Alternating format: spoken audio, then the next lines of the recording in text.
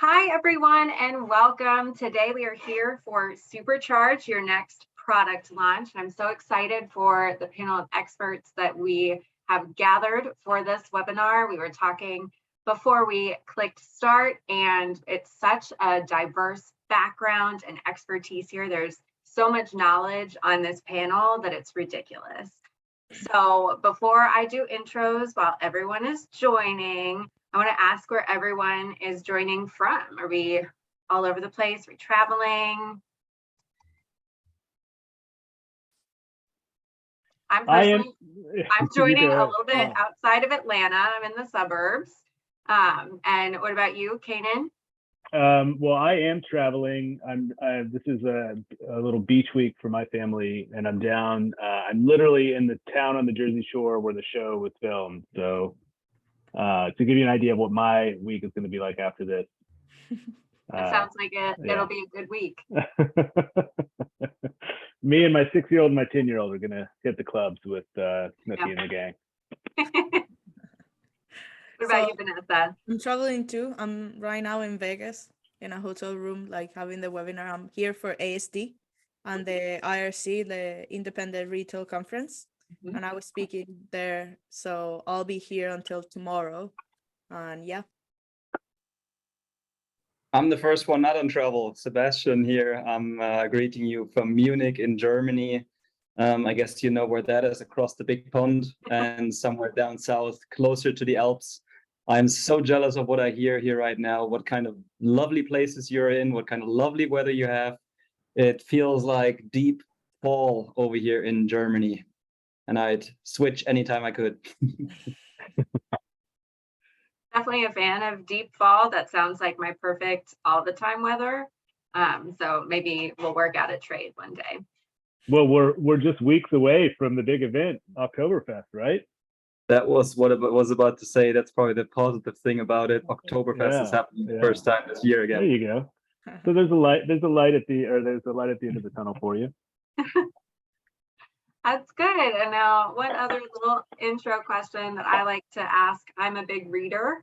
So what is the last book that you read that you really enjoyed, or the last podcast that you listened to? Because I know some people are more podcast oriented. Well, we'll start with Sebastian this time. That's a good question. I actually had to look right now over there. I'm looking out on the little garden table. What am I reading at the moment? It's Winning on Purpose. And it's a book that goes about, the unbeatable strategy of loving your customers, written by the NPS promoter and who was in Bain and Company for quite a long time. That's the book that I'm reading right now. Lots of them, of course, always about business. And from a podcast right now, I've started listening in to one of the Shopify podcasts. That's fun. That's great, Vanessa. So I kind of the type of reader that has like 3 different books at the same time. So the one that I'm finishing right now, it's one about making effective workshops. So I do a lot of education in the space, and I really think that people that have fallen into being an educator in the space is just because they wanted to do it, and they're good communicators, but nobody have ever like taken the educational methodologies and put it into more like formal kind of education. So I'm working towards that. I want to build something that is more efficient, like it came like brings the value and also have a good structure. So it's super important. That's interesting. It's not a book for everybody, but I do think it has a lot of value, and I hope that translate into better presentations and better workshops and stuff like that. I'm excited about it. And with podcasts, I'm a huge fan of the Tim Ferriss podcast. Like, that's the podcast I listen all the time. So the last one that I love was the interview with the Duolingo founder. I forgot his name. He's from Guatemala. And amazing interview, especially on the part of like building a startup and adding value first before like thinking about how much revenue, how much profit, and he talks about all his journeys. It was an amazing interview. That's great. All right, Kanan. Well, Vanessa, I'm like you. I always have like 2 or 3 books on rotation, and I just had to pull up my Kindle app really quick to check. But from a business standpoint, I've been reading this book called Co-opetition, which is essentially about how to foster healthy competition between groups internally to maximize results, performance, and collaboration. It's really interesting. I highly recommend it. I just started it.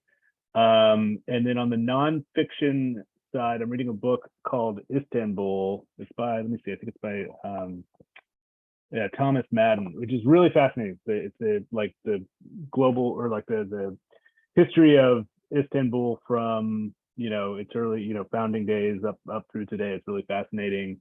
And then on just the kind of guilty pleasure side, I just finished the Phil Mickelson biography.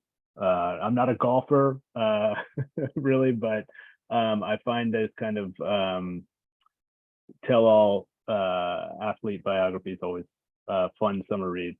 And then podcast-wise, I listen to a lot of podcasts. Probably the one I've been enjoying the most lately, not a business one. It's called How Long Gone. It's just, it's very close to home. It's 2 40-year-old dudes talking about the things that they're into, bands, music, travel, things like that.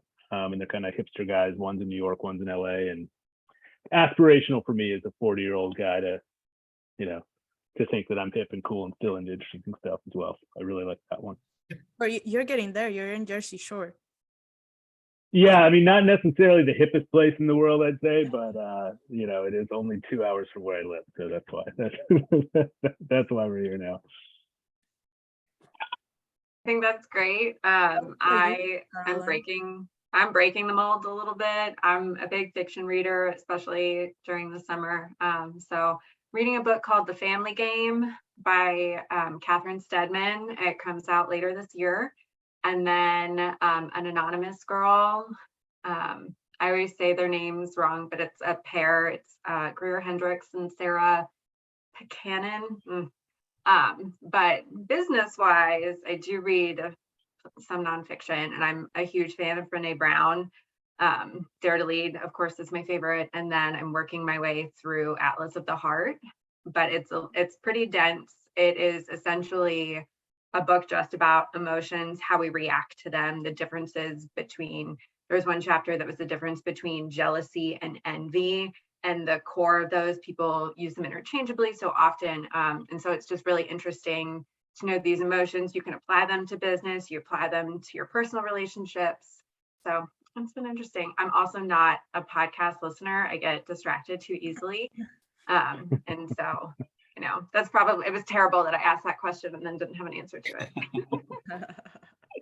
So for intros, I am Caroline Powell. I'm the events marketing manager at Sellers Funding. Today, I will be helping to moderate our panel. If you have any questions as we go on, please drop them in the Q&A at the bottom of your screen, or you can put them in the chat. I'll be watching both places. We'll have time for Q&A at the end. Like I said, there's a lot of expertise here, so put all your questions in, and if we can't get to them during the webinar, we'll do a follow-up blog post, an email. We'll figure out some way to get those questions answered. And I will pass it on to Vanessa if you'd like to introduce yourself. Perfect. So my name is Vanessa Hong, and I'm the CEO and founder of Online Seller Solutions, and we are an agency that solves problems in Seller Central. So we take care of all the tedious and nightmares in Seller Central that are related to catalog, inventory, and account health. So we are experts of what happens on Amazon, from solving problems to making your business more efficient. And I think that's one of the things that I'll be talking today is efficiency on your business, and how we're getting to an era of fixing those inefficiencies internally in our business is more important than finding inefficiencies in the market. So yeah. Sebastian? Thanks a lot, Vanessa. I think I may be your first customer here today. The Amazon issues, of course, they're coming up more and more and more, and there are some of them just that seem never to get solved themselves. As a background, because I mentioned Amazon right now, I'm selling on Amazon since 2014. Right now we have two brands. The first brand we brought so far that we also brought them into the big box retail, means into physical brick and mortar stores in Germany in far more than 1,000 stores. And besides the two own brands that we have, which we sell on Amazon through the web shop as well as through the retailers and distributors, we have Signify Global Product Sourcing founded. I'm the co-founder together with my better half. She's been doing sourcing for 17 years by now, and we are helping sellers for once to find manufacturers all over the world. Means, of course, in China, this is where we also started. But I think a special thing for us is we're also sourcing outside of China in pretty much any country of the world. For US sellers, usually not so popular would be North Korea, Iran, or Iraq, but as well Russia, of course. But besides that, we're sourcing in pretty much all of the countries, and grew in 18 months from one person to almost 50. 47 of them, and all of them are women, because women are just the better workers. They are more detailed in sourcing, project management, no doubt. Sorry, Kanan, but I have to admit this myself. That's why I'm the only guy in Signify.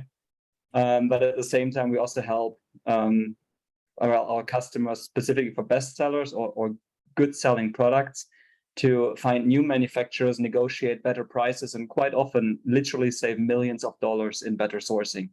Word over to you, Kanan. Defend our male part in here, please. Well, no, I would agree with you. I think you're very much onto something. So big ups to you for actually deploying it. So I'm the CRO at Quartile. We're an advertising management platform for specializing in e-commerce advertising for both third-party sellers and brands across the big marketplaces like Amazon, Walmart, and Instacart, as well as managing advertising channels for their direct-to-consumer sites. And so, what we've done is developed a series of algorithms that feed into, an aggregated machine learning platform to understand essentially what you should be bidding for every hour of the day of the week, for every single keyword and targeting parameter against every single product. And we drive pretty substantial results and returns for about 5,000 brands globally. And we manage about $2 billion in spend annually. So at this point, I think we're the biggest e-commerce advertising platform of our kind in the world, and trying to grow some more. That's a lot of business, Kanan. Fantastic. I mean, respect for that. How many men do you have in there? How many men do we have? I don't know. We've got about 330 people, and I think we are pretty close to a 50-50 split. We might be a little bit more female than male, but I think it's pretty close. So we can't even say here. So we're only operating at 50% of our total capacity as it stands, because we're still 50% male. But wow, we're working on it. Hats off. Yeah. Man, I definitely appreciate this. Of course, props to Sebastian. We love women majority businesses. That's always great. So we'll jump right in. I love this. We're going to start talking about product sourcing. So Sebastian, I am going to come to you first for this one. Do you have a recommendation for how to source a product? Should you start with one that you're emotionally attached to? Should you focus on profitability first? How do you kind of help your clients make that decision? Really good question once again. Thanks for that. And if you're, to be honest, my personal feeling this is if you're in the very start, in the very beginning of your business or your journey, I'd suggest for sure, make sure you pick a product which you are emotionally attached to, unless you're a person who's really just, into the numbers. But if you do want to build as a business that's also fun, where you put a lot of heart blood in there, because believe me, you will need to, especially if you're in the beginning. There's so much learning to do. There's so many pitfalls that you may have. You need to have a lot of trust in your products. You need to be strong about the products. You need to feel good about them. My first brand actually was, believe it or not, Slim Wallets, where I right now wouldn't really say it's deeply connected to me anymore. But back then it had a very, very close story about it. I was presenting a lot for my previous company where I was employed for 12 years. I was a lot on stages. I gave a lot of presentations and, nicely dressed up, long hair. That's a different topic to discuss. But I always had a big wallet, not in the backside of my, in the back pockets, but in the front pockets for the reason I lost the wallet twice. And believe it or not, I got the wallets back then. But so I had them in the front pocket.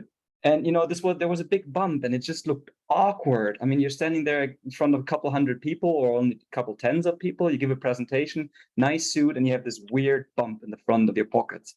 So my boss came and said, Sebastian, your hair we need to cut, but the pocket, this bump, you need to do something immediately. So I sat down and I actually literally started making like smaller size wallets, tried building up on this, and it became kind of a habit, or became not a habit, but more like a hobby, and that we developed different styles. So yes, there was a lot of emotion that went in there, but very, very short for now to say is times of 2014, 2015 are not there anymore. Now you have a lot more where you definitely need to look into profitability. Make sure that you have a product where all right, there's maybe not so much competition. I can still have space to go lower down in the prices. Because if you don't do that, now it will come later on. You need to have a profitability also after. Imagine that you'll go down with the prices as well. Make sure that you play the numbers as far as possible, the game in there. Specifically in terms when it comes to sourcing, make sure you don't only get 2, 3, 4 proposals. Do it the same way as we do, or we would do for you. Get 30 proposals, get outside China, maybe 60 proposals, because when you have so many of them, literal like good proposals from suppliers, then you have the wide range of what the market really, really offers. Then you can say, all right, I know the prices, I know the lower prices, I know the higher prices, and I know what's possible in between. You get 3 proposals only, you have a high price, and a low price. Guess what those 2 with the high prices will say? Oh, that cheap offer that you have there, different quality, a different quality hours, better, all the whole standard, blah, blah. So make sure when you look into products, especially in the beginning, do it with a little bit of connection, and as well, make sure you get enough proposals. That's wonderful. Vanessa, how should you, if you already have products, if you're already established in Seller Central, how would you go about, looking at your catalog? Do you try to find similar products, different categories? When it comes to the logistics of Seller Central, how should you proceed? Yeah. So I want to add a little bit on Sebastian's questions first. And it's the part of like, yeah, obviously having a product that you're interested in, it's important, but more than the product itself, because for Sebastian, that was a real problem. It was a pain, and that was a solution for him, right? In this case, I really think that now we're going into a market where brands are more important than products, right? So you don't really focus on like, oh, let me do that wallet. It's more like I'm into this demographic. I'm part of this demographic, the businessman that goes to conferences and needs comfort, right? And anything that you can think about solutions for that demographic is what you should focus on, and build a brand on that, not a product line. And that's not the most important thing, especially now on Amazon. So the way that the marketplace is behaving, they are aligning their efforts. Every single thing, every single new program that Amazon is launching is for brands. So if you don't have a brand, you're basically out of the game, right? And by brand, I don't mean only having a trademark, which is the requirement to be a brand, to be considered a brand on Seller Central, but also a brand means an experience and a community behind you. So it's not only launching the product on Amazon, but also building the community outside. Social media, like in person, your email list, your marketing, your own D2C. So considering all that, and I do think that we're getting into an era of omni-channel, and Amazon will be one of the channels that we need to be in. It is obviously the one with the highest traffic, with the biggest market, and whatever you want to call it, and the easiest opportunity, easiest, but the lowest barrier of entrance, right? But we need to think bigger.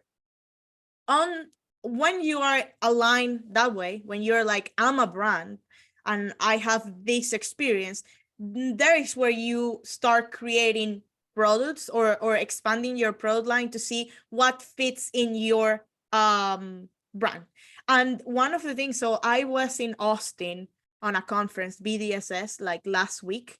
And one of the things I was talk about there that I love is asking questions to your customers. So follow or building that community is so important because their input will give you your next steps in the business. So imagine that, going to the example of Sebastian, okay, he built a wallet, but what's next? Like, what is the other issue that this demographic has? For example, their keys. You know, they have a bunch of keys and that's so uncomfortable. How do you arrange keys in a way that is like comfortable, like, you know, sexy, it doesn't look bad? So that's the next step. And those are the things that you will only know if you are integrated or if you have a community to ask those questions, right?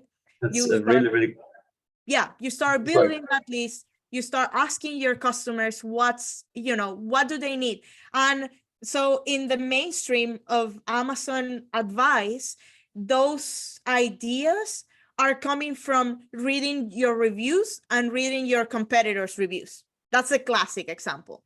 Go to your competitors and find what they're saying about their product and fix that and launch a new thing.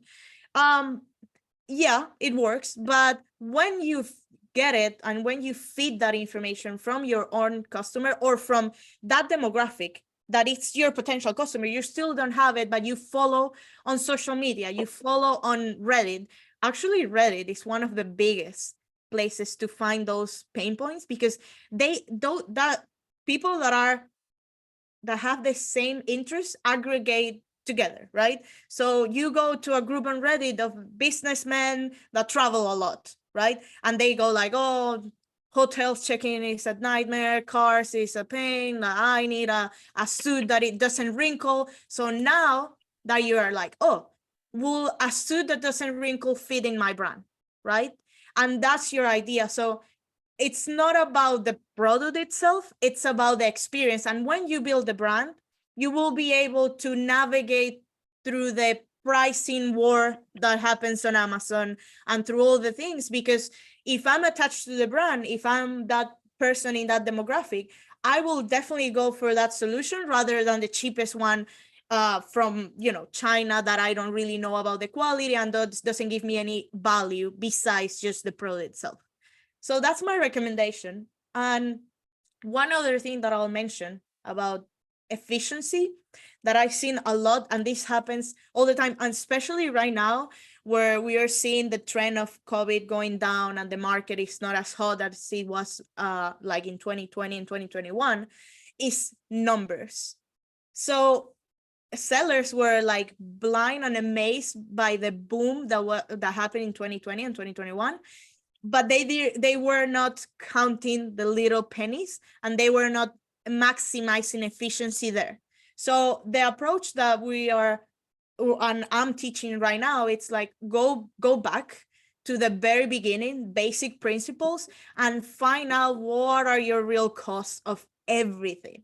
Your single unit, how much it costs to ship, how much it costs to store, how much it costs to market that, and using a calculator to see if at the end of the day you're profitable or you're just moving money. And that's where the decision comes from. Okay, if that product is just moving money, probably it's not worth it to have it in my catalog. And that's the only thing that I'll say, like attaching to a product is, I don't advise that. I prefer that you attach to a demographic and a brand, like a solution rather than a single product, because it will be painful for you fighting that of like, my product is not profitable anymore, my competition is killing me on Amazon, I need to kill this product, I need to take it out of the catalog. So if you're attached emotionally, you start making decisions that are not based on data, and at the end of the day, data is queen, king, I don't know. I think that's great. And going back to looking at pennies and profitability of products, how important is having an understanding of the advertising playing field when you're looking at new products that you want to launch, Kanan? Yeah, I mean, I think that like, Vanessa was getting at at a lot of this towards the end there. I mean, we exist in a world now where there's so much data that you're able to access as a business owner, as a marketer, or wherever you operate in within. So, when I think about product sourcing or launching a new brand, even or anything like that, first and foremost, you want to understand, like, is this going to be a business that's sustainable? Is there the ability to sell at a significant margin? Is that margin sustainable as you scale? Like, is there a large addressable market for that type of product or that type of brand? And all that data is there, right? It's not like you can just log on to Amazon or Walmart and see that stuff, but platforms like ours, or even just kind of hardcore analytics and business intelligence platforms that are out there, can tell you a lot of that, right? And there is an off chance that you as a brand or a seller have invented a super unique product that there's nothing like it and there's no comparison, but for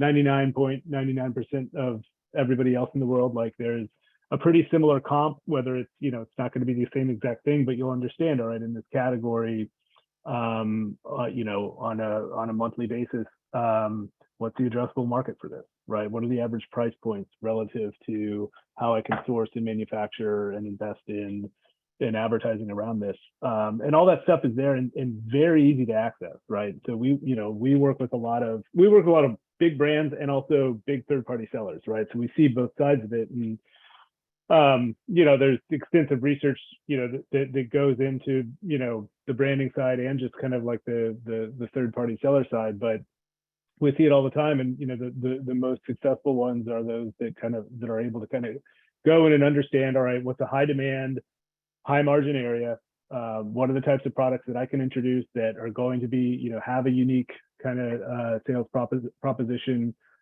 for the customer base, and then how can we go to market to support that and scale it. And I can't even imagine what it was like 30 or 40 years ago, before all this data was really accessible. I mean, you got to hand it to traditional marketers for having to figure some of those things out. But at this point, there's no excuse to kind of to try to launch a new brand or a new product within that brand without having pretty serious expectations based on data around scalability, profitability, and what it's going to take for you as a brand owner to get there. That's really good. I'm also hearing a theme across the board of efficiencies and streamlining. So Vanessa, if you are a brand, you've been out there for a while, when you as Online Seller Solutions start working with a client, is there a particular area that you recommend to review first? Is it shipping? Is it advertising? When you need to streamline, where do you recommend someone starts? The easiest one is checking the fees that you're being charged on Amazon. And it's so funny because so obviously you send the product to Amazon and they put the dimensions on that product and you fall into a tier, and based on that tier you get charged for the fees, right? A lot of the times that changes. So you send your first shipment and that went perfect and it has the measurements that you want or the ones that you are accounting for. But then all of a sudden that changes. And that's probably one of the things that we don't really pay attention to when they change our category, our prototype, or our dimensions. Our fees change. So that's something that we need to be on top of it and make sure that we're getting charged the proper fees.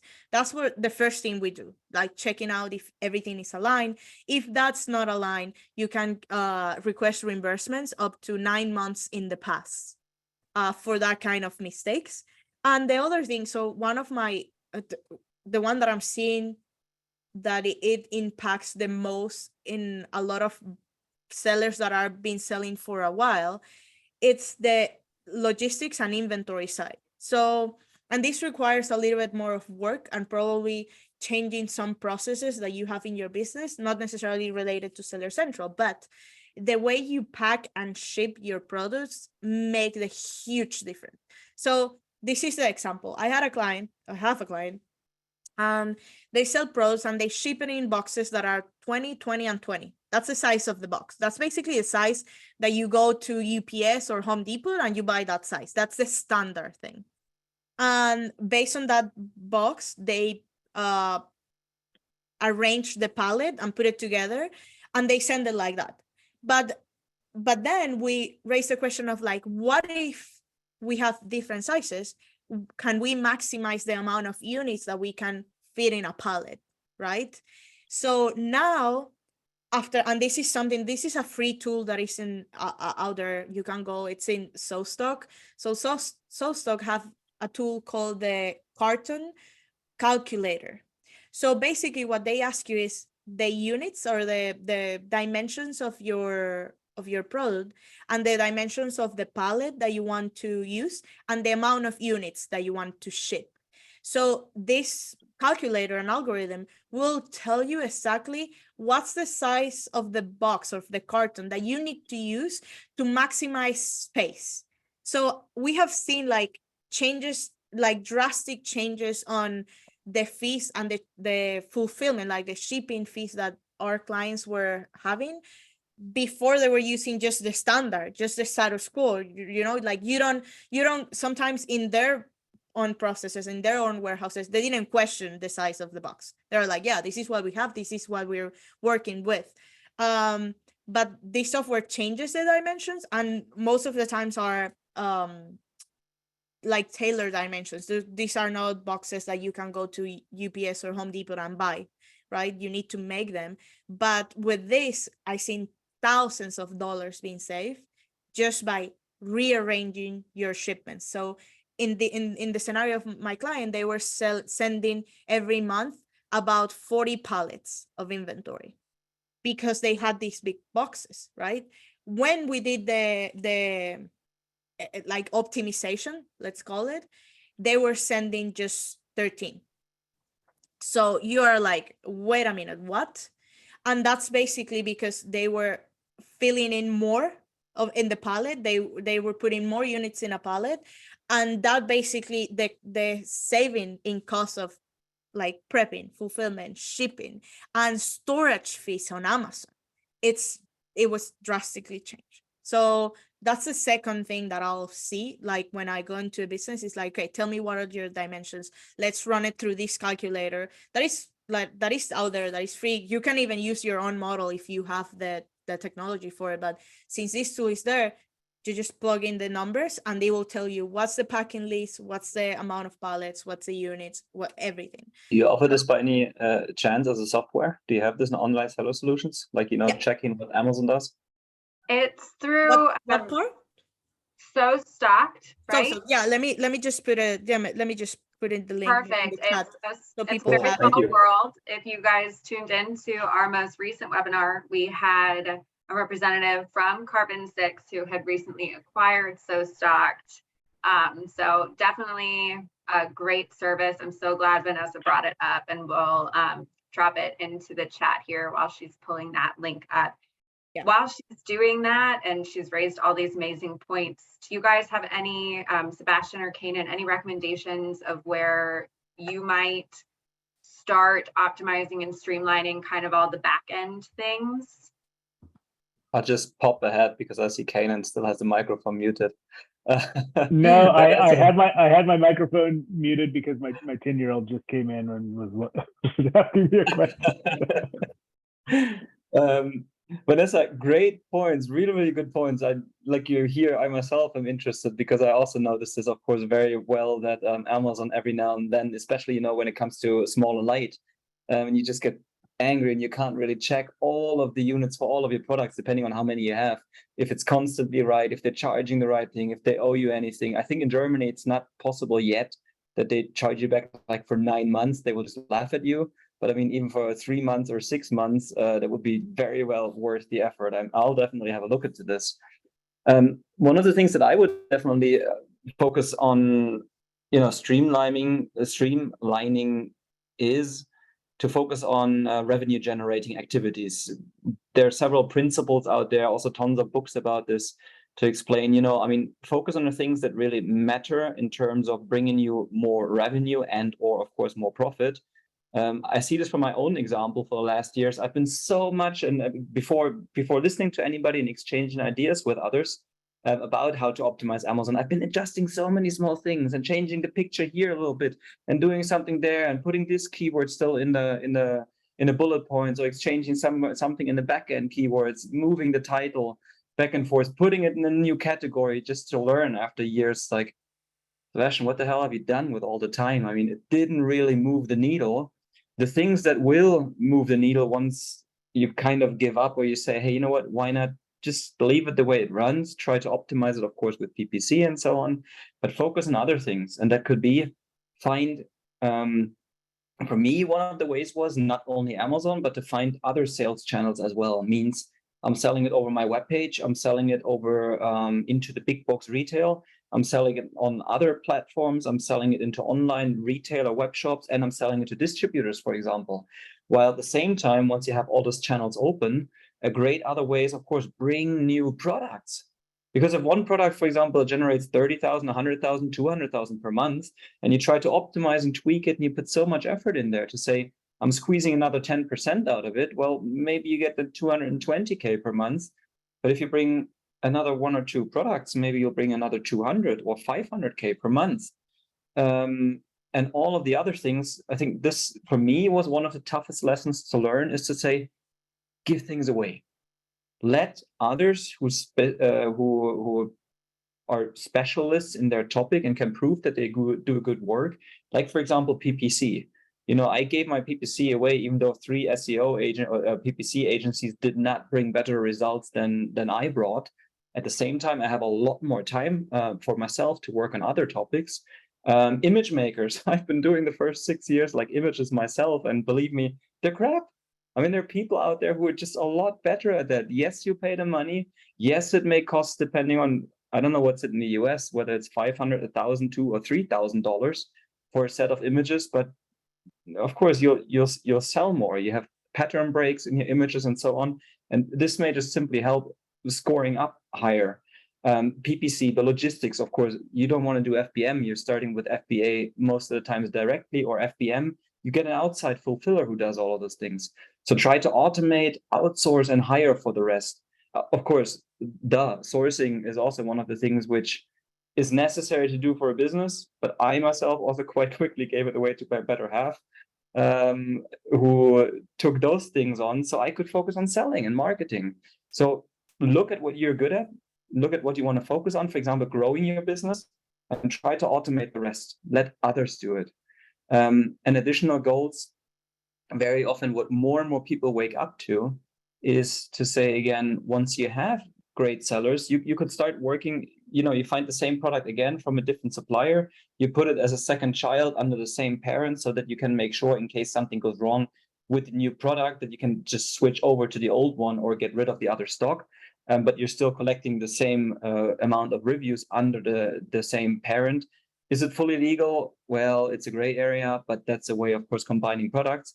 But for the purpose of saying, when you have your products and you're scaling up and you're focusing up, of growing with more channels as well with more products, is that you can squeeze more money out of your products by optimizing the purchasing cost. So there's a saying of, the real money is made in purchasing, not in sales. I say not only in sales, of course, it's made in sales. But the second step you can then also focus on, when things are running well, try to improve it even more. But in terms of where is the money really hidden? Optimize PPC cost or optimize the purchasing and landed cost of your products. Kanan, I think you now may unmute your phone again. I'll mute myself. Yeah, so I mean, guys, there's a ton, I think, to unpack there. But I think, you talked a little bit about omnichannel diversification, and we see, we see so many brands and even sellers kind of get to that point. And so I just wanted to touch on just, some best practices there, because I think that particularly I think over the last year, there's been, especially around kind of Amazon-centric brands and sellers who want to expand and want to grow, both in order to scale, but also as kind of, a hedge against just having to operate within the constraints of Amazon. And so, what we've seen really work, successfully there, I think just to touch on, I know this isn't necessarily the original question, but we've got some insight there, is, to really think about where your customers want to buy your product, right? Because we've seen this be successful and also not so successful when launching into D2C and kind of different flavors and to launching your kind of own direct sales channel or in other marketplaces as well, right? Where, you might have, and this is the difficulty of kind of being very Amazon centric, is like you might have a very big customer base, but you don't always know a lot about them, right? You don't necessarily have the data specific to those customers and, the other things that they're interested in and things like that. So, and Vanessa mentioned this earlier about kind of building communities around your brand and things like that. That's incredibly important when you want to diversify your channels, because you have to understand, like, you've got a skincare brand and you're doing really well selling on Amazon only. Is that because people, it's a nice little product and it's really comfortable for them because they can buy it and it's part of their order on Amazon, it's fulfilled by Amazon, they have the trust there? Do they want to make that kind of jump and then go buy that directly from you on your website? Is there a bridge between that right now in terms of, Amazon's doing this, but some of the other marketplaces I think will start to do this as well, where they offer their fulfillment on direct-to-consumer websites and some incentives around that as a way for you to both leverage like an FBA and still keep customer data, which is what the new Amazon Buy with Prime program is doing, which is kind of interesting. So really think about where your customers want to be, and also from a geo perspective too. I think when we see a lot of brands and sellers just kind of kind of expand and diversify and look for scale on Amazon only and just by going into different geos, right? But some of that can be really hit or miss if you don't understand kind of where both online people want to buy your products and also where geographically they want to buy your products. And again, like going back to the things that, to the other points from before, is that all this data is there, right? Whether it's through third-party tools that none of us represent today, or some of us have some of that data in there. I'd say really make an effort to understand those things and kind of anytime you're launching new products or looking to scale, which in a sense is kind of the same thing, right? Make sure you understand really realistically and have the right expectations on what that's going to look like, because the data is there. There's no reason not to be really well informed and have a really clear expectation of, if you invest X, you're going to get Y, and understand that here's the total potential. This is where I can start, and I can start to chip away and get hit scale here. And you always have to kind of figure some of that stuff out as you go. But at least from those initial launch strategies and tactics, and then even just scaling your business and your product set as it is now, you should be able to go in with a reasonable expectation of what results will look like by product, category, geo, and marketplace, based on what you have to invest or are willing to obtain to invest. I think you brought up a really good point there, in that all of what we've been saying today, or all of what our panelists have been saying, relates both to a net new product launch as well as a product launch to any additional marketplace, or even a relaunch. There are some times where you'll put out a product, it might not perform as well as you wanted, or you just needed to make an improvement, and then you come back and it's a relaunch. You're not starting from zero, but you should go back and reevaluate all of your fees. Look at the supplier, see where it's coming from. Look at those optimizations. So anything that we've been saying applies to brand new seller that's been established, any sort of brand. This isn't just, I'm launching my first product, which leads me to say that we're going to have to skip our third talking point about relaunches, but you guys have already touched on all of that. So Kanan, that brings us into advertising. Everyone's touched on it a little bit. And I know there are some things that you need to account for with, we're going to say that this is a brand new product. How do you tie advertising into your strategy? What do you need in order to have a successful advertising strategy for a new product? You are muted. I'm so sorry. Such a rookie move on my part. I apologize, but anyway, so let's kind of start with just the idea that this is very Amazon and marketplace centric, right? When in terms of kind of some of the things I'll talk about here, and I did touch on this a lot, right? Which is really make sure you're doing your research ahead of time, right? So when it comes to the specific, let's say you've selected your product and you've done all your research there, right? Like, because we talked about those things. So when it comes to actually going to market for a product launch, the most critical thing is that you early on, as early as possible, you're going for organic ranking so that you're kind of investing more upfront to obtain, a brand presence in organic search or a product presence in organic search, so that you don't have to spend as much money over and over and over again, and you'll be able to actually kind of obtain better results with a lower average cost of sale from an advertising perspective in the long term. And so what does that mean to get there, right? So some of this stuff we talked about already, right? Which is really understanding that category, that subcategory, the geo markets that you're launching in, what are, for similar products or competitive products, and the keywords associated with those. How many searches are those getting a day? If we're just looking at this from a search perspective, that should give you an idea of kind of what that addressable market, what both the addressable market size is going to look like, but also how much you're going to have to spend in order to kind of climb up those rankings and get better results, right? And particularly as when you look at, what are the specific ASINs and keywords you want to target against, and you need to kind of put those into kind of the equation and add that up. And if you're working on a limitless budget, then great, you can throw it all in there. If you need to be more kind of surgical and tactical about it, or what are the kind of top 10 or top 20 areas that you really want to make an impact in, and then once you're there, you can kind of scale across others, and then be able to understand, okay, this is, and I would say you want to think about, we always encourage everyone to think about advertising as an investment in the business always, right?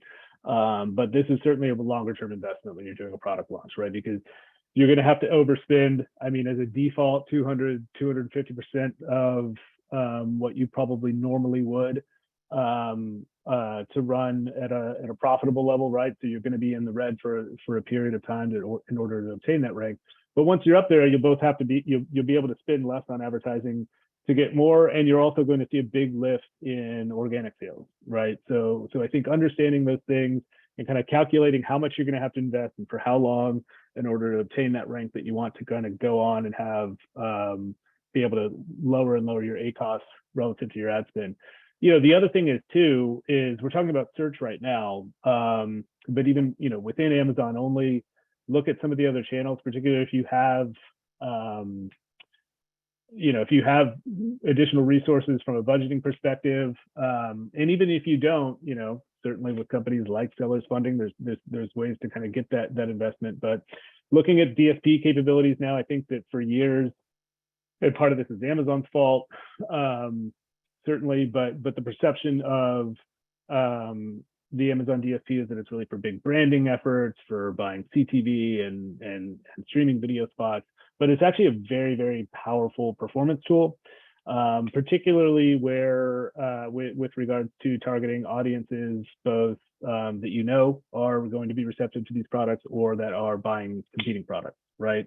And so that, particularly when you're introducing a new product, that gives you the ability to really go a lot farther beyond just search results and making sure that you're showing up in various keywords and ASINs, but actually targeting specific audiences that you want to go after, right? And so if you're, if you know that a particular, an audience, not to get into specific audiences, but a certain demographic or, certain types of Amazon users with, specific type of purchase backgrounds are going to be receptive to that product, it gives you a big opportunity to go in early and try to get those folks without having to rely on them actually looking for that type of product. So I'd recommend really looking at that as well, if you're able to. I know it's not always realistic. And then two, I think, this doesn't really follow or, kind of flow into what specifically our company does, but, certainly for product launches, influencer marketing, affiliate marketing and things like that, if you have the resources to do that, those can be really compelling and kind of help you get over the hump, at least in terms of generating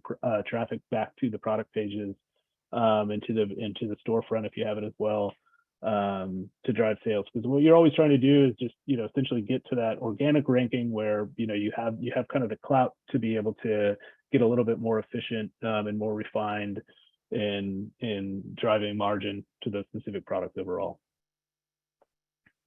And you touched on it very briefly. It was like a passing little bit, but I have spent, about 7 years in the world of e-commerce, Amazon as well.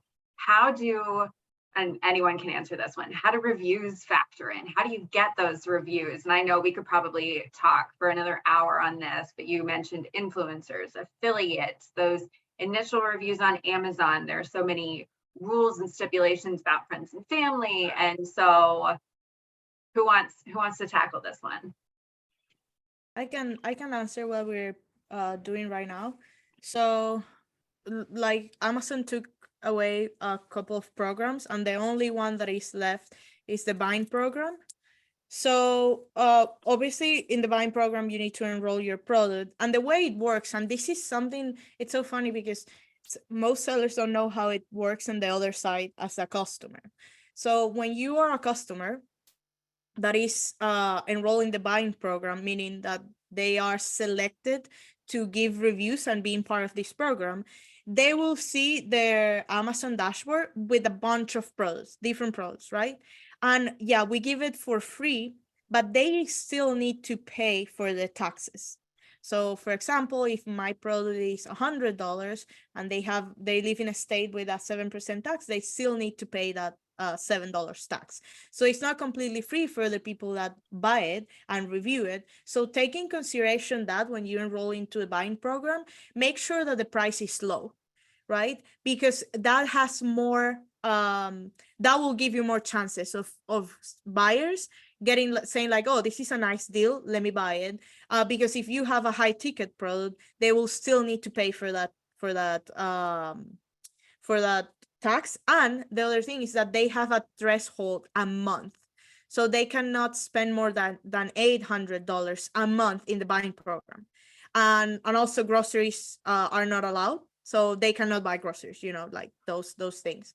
So thinking about that, I'm planning the game to launch in the buying program with a low ticket offer, with something that is really compelling. Why? Because at the end of the day, there is no way for us to or for sellers to position ourselves within the dashboard in the buying program. We're just there. If people buy or people search for what we have, we're lucky and we will get that sale. But if we are featured on the top because we have a nice product and we have a nice offer, then we will attract more eyeballs. So that's important, understanding how that works in their end. So in our end, as sellers, we will go there, and this works amazing for variations. So when you're doing variations, make sure to enroll each single child ASIN into a buying program. And after, and this is extremely important, you will enroll them when you create them, and after you get all the reviews that you want in the or that you can have in the buying program, you will aggregate them in the variation. So if you aggregate them in the variation first and then enroll into the buying program, it won't work. So the reviews, it won't work. It won't aggregate as much. It will see it as one single listing, right? And one single listing, so meaning that the buying program customers will see the parent ASIN and they will choose the child, and the reviews will account for the family as a whole. Instead of when you launch different childs, then you get reviews for all different, and then when you aggregate it, you literally launch with, I don't know, 40, 50, 100 reviews from scratch, like you were only in the buying program. So that's extremely important. That's the way that we're doing it right now. And obviously the other ways is when you request a review in Seller Central. That's the thing. Nowadays, it's I believe it's more important for sellers to request seller feedback than reviews, especially if the account is new. Seller feedback is important. It will give you more push in the back, so more prioritization and better points across the board. But yeah, those are the ways that I'm thinking. Well, influencers also. So if you are working with influencers or anybody, there are other ways to give reviews that's probably are more impactful than the regular 5-star review, and those are videos. So you could hire people to make those videos, like customer videos for you, and upload it into your listing. Because I can go now and you give me an ASIN, I can go to Amazon and I can upload a video of that product without an order, a purchase order. Obviously, this falls into the same thing. It's like you won't ask your mom or your spouse to do that for you. Don't do that. But anybody else could upload the video, right? And that is a huge driver of sales, because if people see that, oh, somebody opened this, made a review, say like, yeah, this product is good or not, and make it super organic. This is not a infomercial or anything like that. It's just like somebody opened the box and they like it, and it doesn't need to be a review. So that's another thing, and also part of building that community, so it looks like your product has a community. So if you can launch, before you launch, if you can have 10 people that post videos, now it looks like you are backup, your product is being backed up by a community, which helps a lot. Really nice things there, Vanessa.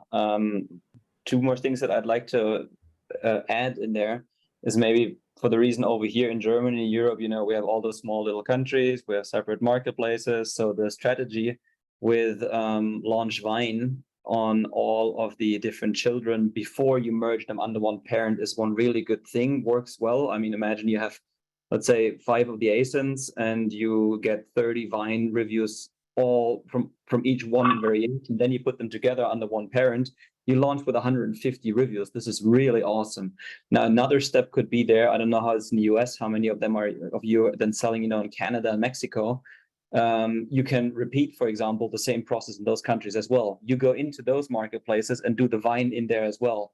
And they may most likely then later, of course, also sum up under the same ASIN because you're collecting all the reviews from all the different countries.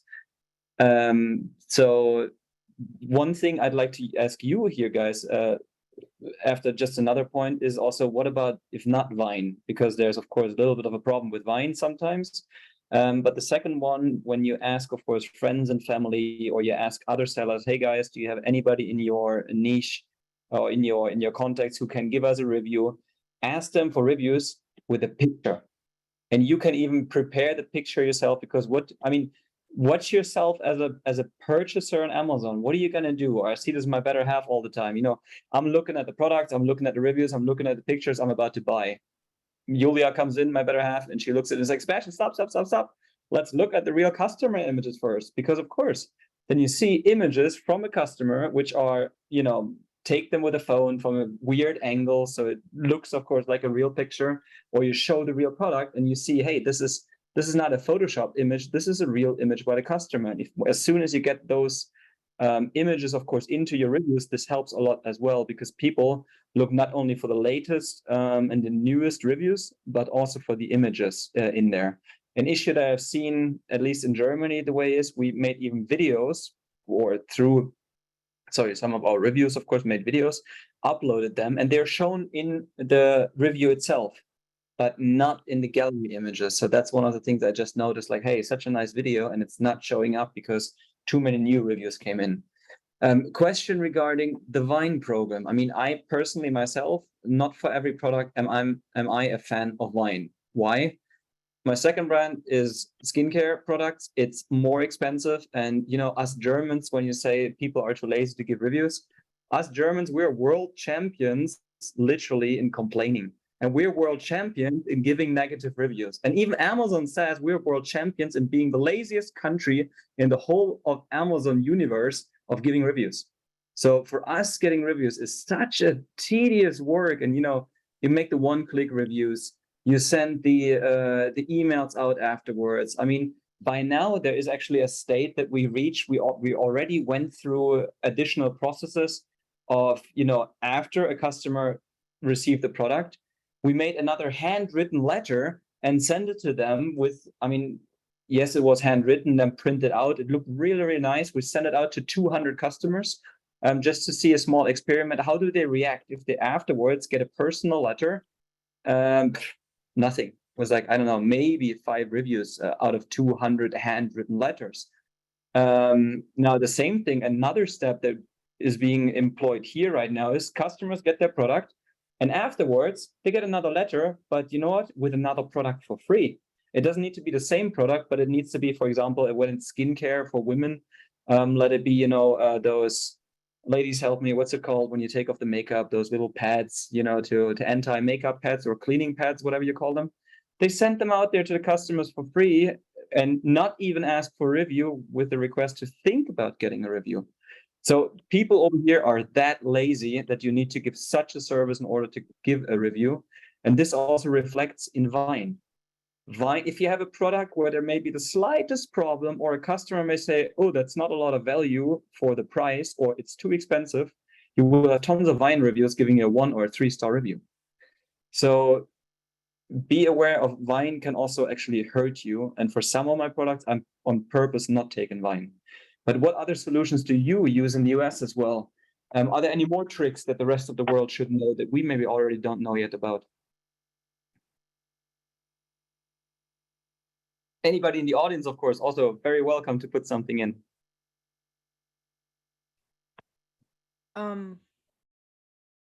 Yeah, you basically cover all, like, especially with the community side. Yeah. And yeah, some practice are a little bit gray area of like sending something, you know, to the Yeah. customer, especially because you don't get that information here in the States. I don't know if in Germany you get that information, but not in the States. So that's, You get the address where it's shipped to. yeah, that's probably the barrier of like, okay, this is the most that I can do. And that's where community is so important. And again, Yeah. it really, Yeah. really tedious. I know that sellers don't really like to hear about that because they're like, oh, I just want to sell the product and we just go Exactly. over. Like, I don't want a community. I don't want to have a social media. I don't want to have that. But again, this will be probably your best bet in the long term to get those reviews. I think one of my favorite brands when it comes to that community building, I'm a big fan of Death Wish Coffee. And they have developed they know their target market. Their marketing is on point. And if you are for the faint of heart, don't look at their marketing. But they know that audience. And so when they are ready to go to market, they build the hype. They have their email list. They have pre-orders, they launch on Amazon, they share that with their community, they can sell out, and then all of those people already know and love them and are ready to review them. So bringing it full circle to where we started, community is huge. When you're launching, as you're building, when you're scaling, it is such an integral part of long-term success. Yes, Vanessa. One thing that you just remind me, there is another way to get reviews, and it's obviously you don't request it, but in the launch process, when you're like launching a new line, when you get a brand, you have the ability in the US, I'm talking US, you have the bottom now in your storefront that's called the follow. People can follow you, can follow your brand on Amazon, and the best way to feed those followers is through Amazon posts. So you make posts, and this is very like Instagram pictures, captions, and you go to the product. When you have a following, which is basically free impressions, free people that are seeing your product all the time, you have the option to do internal email marketing on Amazon. So Amazon give you the ability to send an email to those followers and say like, hey guys, by the way, we just launched a new makeup, you know, a new lipstick or a new whatever. But they are already your followers. So that's a great way to reach out, to do a launch, to get that sales velocity going when you send that email. And yeah, it's all through Seller Central. It's in your brand. I don't know if the dashboard is on their growth or on their brand, but you have there the thing and you can do email marketing internally. What is it called, Vanessa? The email marketing, it's on their brand. It's when you go to Seller Central, you click on brands and then Yeah, the whole, like, you can do posts and everything. You can get followers on Amazon. You guys are so lucky. yeah, that's the US. Yes. I don't think you have it in Germany No, or in no, EU. we I don't usually think get you like have that a year later. It sounds like you have a valid reason to complain so much over there, Sebastian. Absolutely. Great information, Vanessa. No problem. This has been so good. I always love talking branding, and this conversation took a turn that I wasn't expecting, and I love it. So we actually went 5 minutes over, and I'm super grateful for all of you guys. Again, I'm Caroline from Sellers Funding. We have Vanessa from Online Seller Solutions, Sebastian from Signify, and Kanan from Coretile. These guys are experts. I've seen you guys in the chat asking questions. And so feel free to follow up. I think everyone is available and very active on LinkedIn. Check out their company websites.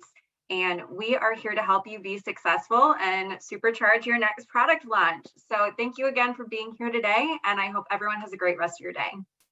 Thank you. Likewise. Bye-bye, guys. Thank you for having us. Take care.